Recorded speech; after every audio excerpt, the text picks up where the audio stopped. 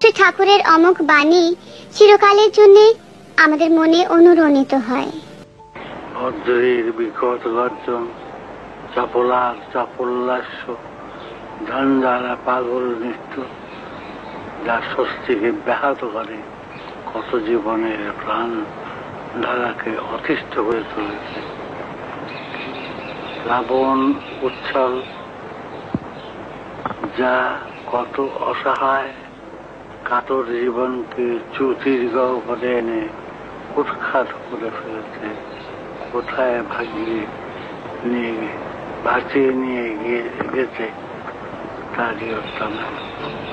দুর্দিনের ঘামন্তর উজ্জ্বল উদ্ভবেও মা আমার থামে